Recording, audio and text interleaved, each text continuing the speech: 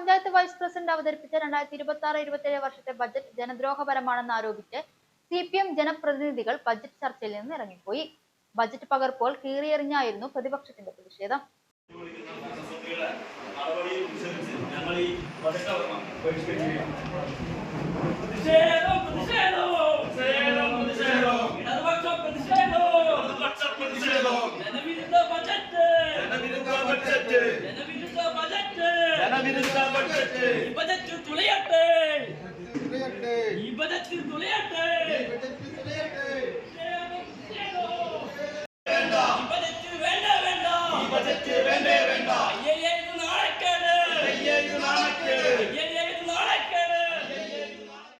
ബജറ്റിൽ സാധാരണക്കാർക്കായി ₹1 പോലും നീക്കിവെച്ചിട്ടില്ലെന്ന് CPM parliamentary party leader Dileep ആരോപിച്ചു.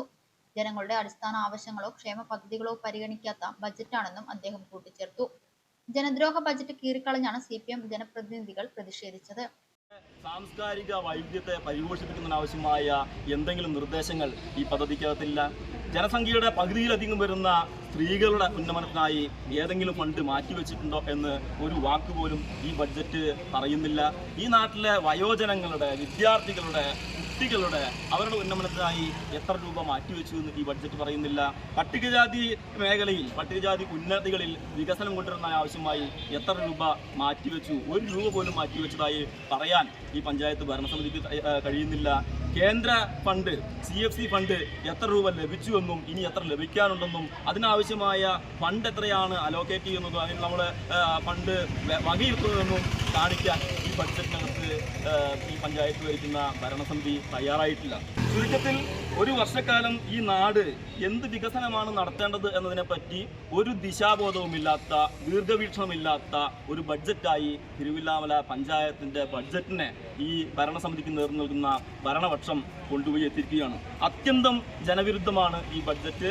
ഈ നാടിനാവശ്യമായ ഒരു പദ്ധതിയും മുന്നോട്ട് വയ്ക്കാനില്ലാത്ത ഈ ബഡ്ജറ്റിനെ ഞങ്ങൾ എതിർക്കുകയാണ്.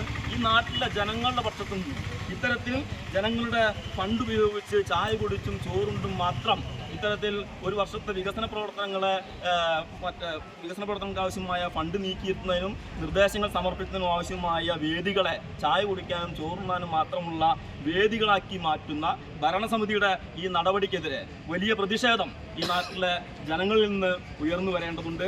ഈ ജനവിരുദ്ധ ബജറ്റിനെ ഇവിടെ ഈ പൊതുസമൂഹത്തിന് മുൻപിൽ വലിച്ചു കീറിക്കൊണ്ട് ഞങ്ങളുടെ പ്രതിഷേധം ഇവിടെ രേഖപ്പെടുത്തുന്നു.